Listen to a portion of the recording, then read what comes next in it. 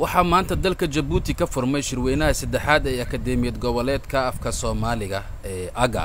munaasabadan oo lagu qabtay jaamacadda Djibouti ayaa waxaa ka soo qayb galay gudoomiyaha Akadeemiyad Goboleedka Af Soomaaliga Barasare Cabdalla Cumar Mansuur, Danjire Aadan Xasan Aadan Balolo, gudoomiyaha jaamacadda Djibouti Jaamac Maxamed Xasan, aqoon-yahano, qoraa, dhalinyaro iyo haween. Shirkan ayaa waxaa inta badan diiradda lagu saaraa sidii loo badbaadin lahaa, loo kaydin lahaa, loona aruurin lahaa af Soomaaliga. furitaankii munaasabadan ayaa waxaa ka hadlay gudoomiyaha AGA Cabdalla Cumar Mansuur. dhaqan markuu yimaado waxaa maaragtay ku soo dhuunta soo daba raacan maxaan ku yiraahdaa ereygii dhaqankaas. waxaa la yaab leh marka intaa keliya ma ahee dhaqanka cusub oo aad qiimo siinaysa si uu u saameeya xataa waxaan loo baahnayn ayaa maaragtay la iska raaca. tusaale ahaan haddaan u soo qaadno Soomaalida gabdhihii hore waxaa loo bixin jiray batuulo, kaltuumo, isniino, muumino, tiyo iyo wax la mid ah.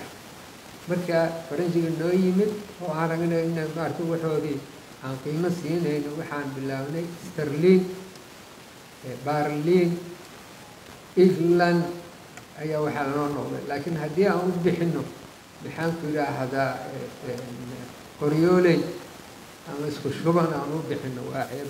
marka taas waxay ku tusaysaa dhaqankii xataa si fiican ay maaragtay u saameeyeen. sidoo kale gudoomiyaha jaamacadda Djibouti Mudane Jaamac Maxamed Xasan oo munaasabada khudbad ka jeediyay ayaa tilmaamay in akadeemiyadu ay tahay jaamacad ururiso af Soomaaliga.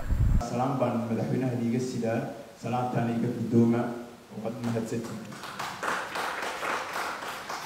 haddaan u soo weecdo dhinacan xiriirka ka dhaxeeya akadeemiga AGA Akadeemi Goboleedka Afka Soomaaliga iyo jaamacadda Djibouti. jaamacadda Djibouti ma oran maayo waxa weeye 23 jaamacadood oo gobolka ku bahoobay iyay ka mid tahay akadeemiga Af Soomaaliga.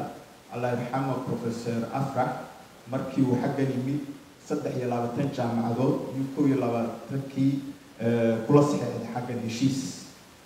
waxaan ka hayaa uu yiri waxa weeyaan akadeemigu waa jaamacad sida uu ogaada waa jaamacad ku takhasustay af Soomaaliga kobcinta waa jaamacad ku takhasustay dhowrista kobcinta xanaaneynta horumarinta afka hooyo af Soomaaliga. sidoo kale ambaasador Aadan Xasan Aadan Balolo munaasabada khudbad aad u dheer ka jeediyay ayaa sheegay in jiritaanka ummadda Soomaaliyeed ee badbaaday maalinta la qoray farta Soomaaliga. horta ummad ahaan waxaan badbaadnay maalinkii la qoray farta, yani waa maalinkaas aan yaa badbaadnay jiritaan ahaan. yani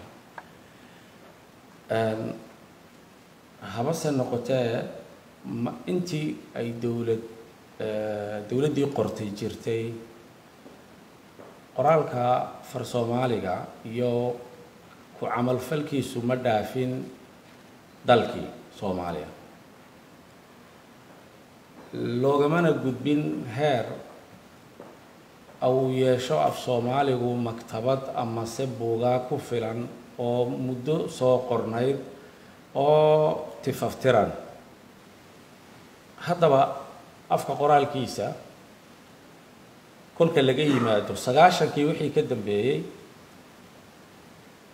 waxaa ka bilaabmay Djibouti nashaad uu hogaaminayay ama dadaal uu hogaaminayay madaxweyne Ismaaciil Cumar Geelle oo ahaa inaanu afku ku dhimanin burburkii dowladnimada Soomaaliya ee laga reebo oo iskiisa loo badbaadiyo.